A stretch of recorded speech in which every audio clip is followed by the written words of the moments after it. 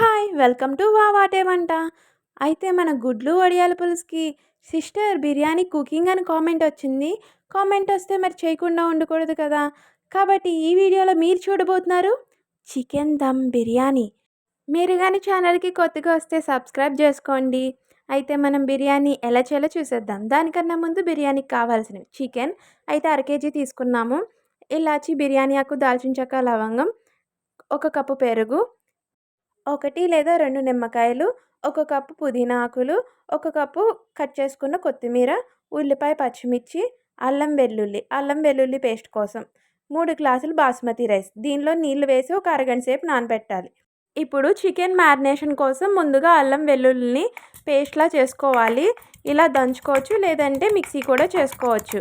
అల్లం వెల్లుల్లి పేస్ట్‌ని ఫ్రెష్‌గా చేసుకుంటే బావుంటుంది. ఇప్పుడు బిర్యానీ వండుకోవాలనుకున్న గిన్నెలో అర కేజీ చికెన్ వేసేయాలి. దానిలో దంచుకున్న అల్లం వెల్లుల్లి పేస్ట్, కల్లుప్పు, 2 టేబుల్ స్పూన్ల కారం, 1 టీ స్పూన్ ధనియాల పొడి, 1 టీ స్పూన్ గరం మసాలా, ఇంకా బిర్యానీ ఆకు, బిర్యానీ స్పైసెస్ వేసేసుకోవాలి.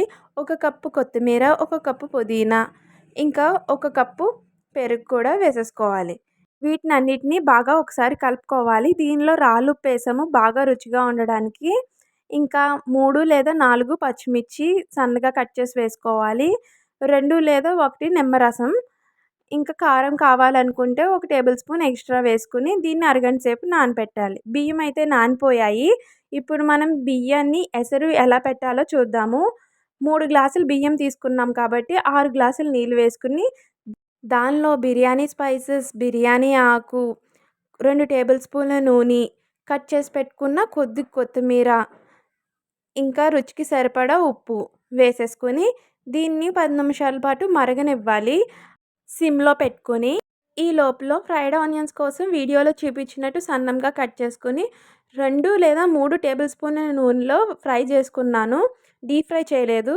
10 నిమిషాల తర్వాత ఎసరైతే వచ్చేసింది. ఈ ఎసరు నీటిని ఒక హాఫ్ గ్లాస్ తీసి పక్కన పెట్టి నానబెట్టిన బియ్యాన్ని వేసేయాలి.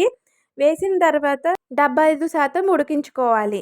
అయితే ఈ లోపల మ్యారినేట్ చేసిన చికెన్‌లో ముందుగా ఫ్రై చేసుకున్న ఆనియన్స్‌ని వేసేసుకోవాలి. ఈ ఆనియన్స్ అయితే డీప్ ఫ్రై చేయలేదు. కొద్దిగా ఆయిల్‌లో గోల్డెన్ బ్రౌన్ కలర్ వచ్చేంత వరకు వేయించుకున్నాము. వేయించుకున్న వాటిని వేసి కాసేపు పాటు కలిపి పక్కన పెట్టుకోవాలి. బిర్యానీ రైస్ అయితే 75% కుక్ అయిపోయింది. దానిలోంచి నీళ్లు తీసి పక్కన పెట్టుకోవాలి. ఇప్పుడు చికెన్‌లో ముందుగా హాఫ్ గ్లాస్ పక్కన పెట్టుకున్న ఎసరు నీళ్లు వేసేసి బాగా కలుపుకొని ఒకసారి స్టవ్ పై ఈ గిన్నెని పెట్టేసుకోవాలి. పెట్టుకున్న తర్వాత ఒక 10 నిమిషాల పాటు మూత పెట్టి ఉడకనివ్వాలి. అప్పుడు మనకి చికెన్‌లోంచి కూడా వాటర్ అన్నది బయటకొచ్చేస్తుంది. ఇది కొంచెం ఎగరడానికి ఫ్లేమ్‌ని హైలో పెట్టుకుని 10 నిమిషాలు బాగా మగ్గనివ్వాలి. ఇలా ఆయిల్ పైన తేలేంత వరకు మగ్గనించిన తర్వాత ముందుగా కుక్ చేసుకున్న బిర్యానీ రైస్‌ని వేసేసుకోవాలి. అయితే చికెన్ బాగా ఎగర్చకూడదు. కొంచెం వాటర్ అంటూ ఉండాలి. ఎందుకంటే రైస్ కుక్ అవ్వాలి కాబట్టి. ఇలా లేయర్స్ లాగా రైస్ వేసేసుకొని దానిపైన కావాలనుకుంటే 2 లేదా 3 టీ స్పూన్ల నెయ్యి వేసేసి దానిపైన కట్ చేసి పెట్టుకున్న కొద్దిగా కొత్తిమీర, బిర్యానీస్ పైన సాఫ్రాన్ వాటర్ వేస్తారు కదా! దాని బదులు ఇలా బీట్రూట్ జ్యూస్ వేసుకోవచ్చని ఒక ఐడియా వచ్చింది. సో, బీట్రూట్ జ్యూస్ వేసుకున్నాను నేను. మీరు కావాలనుకుంటే సాఫ్రాన్ వాటర్ వేసుకోవచ్చు. బెటర్ బీట్రూట్ జ్యూస్ వేసుకోండి. ఇప్పుడు దానిపైన ప్లేట్ పెట్టి దమ్ కోసం ఇలా రోల్ పెట్టి ఒక 15 నిమిషాల పాటు బాగా కుక్ అవ్వనివ్వాలి.